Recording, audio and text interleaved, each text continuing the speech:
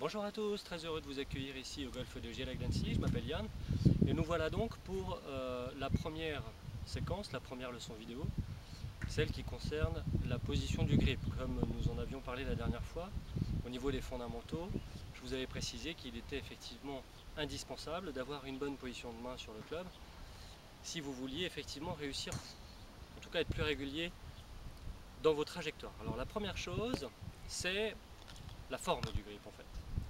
Comment est-ce que je vais positionner mes mains pour être le plus efficace possible? Trois solutions.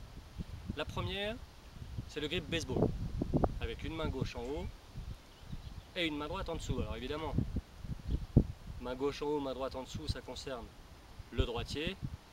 Pour le gaucher, ça va être l'inverse, hein. Ça va être la main droite en haut et la main gauche en dessous. Et là, les deux mains sont complètement séparées.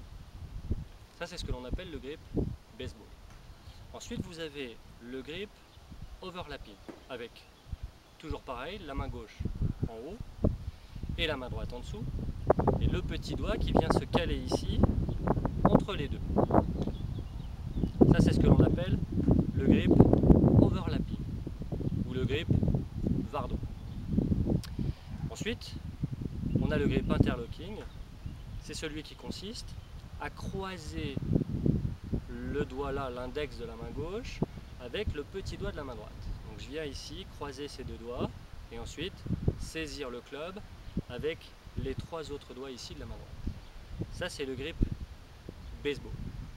Alors vous allez me dire effectivement à quel moment utiliser le grip baseball, le grip overlapping ou le grip interlocking.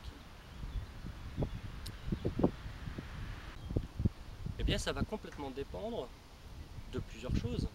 La première, ça va être la taille de vos mains et plus précisément la taille de vos doigts. Si vous avez plutôt de petites mains et de petits doigts, ce grip-là sera effectivement un peu plus approprié. Grip qui lie un petit peu plus les mains. Si vous avez des mains dites traditionnelles, le grip Vardon ou overlapping est plutôt pas mal.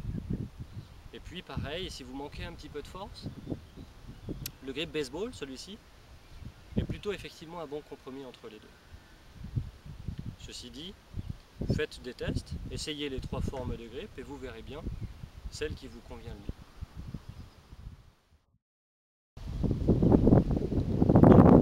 En ce qui concerne maintenant la position des mains, où est-ce que je place le manche à l'intérieur de mes mains? Alors, c'est simple, regardez. Votre club est donc posé sur le sol, correctement posé sur sa semelle, ça c'est la première étape. En fait, je viens présenter ma main gauche ici avec la paume perpendiculaire au manche et je pose le manche ici sur la base de mes doigts.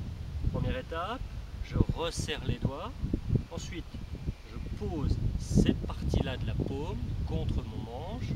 Et en dernier, je pose le pouce. Alors je fais en sorte, en fin de compte, d'avoir cette ligne-là dirigée vers mon épaule droite. L'idéal aussi étant d'avoir le pouce à peu près au même niveau que l'index. À peu près à ce niveau-là.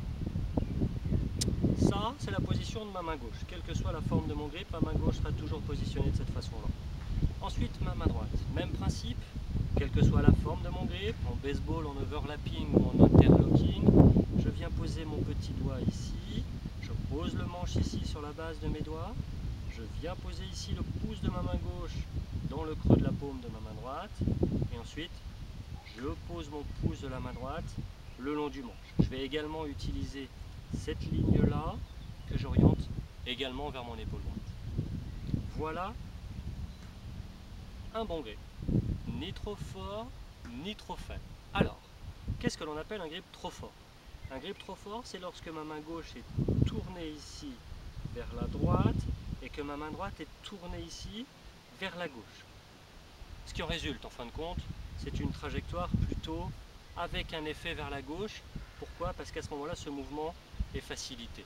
Ma face de club est orientée à gauche, mes balles vont partir à gauche. Qu'est-ce que l'on appelle un grip faible? C'est lorsque ma main gauche est tournée ici vers la gauche et que ma main droite également est tournée vers la gauche.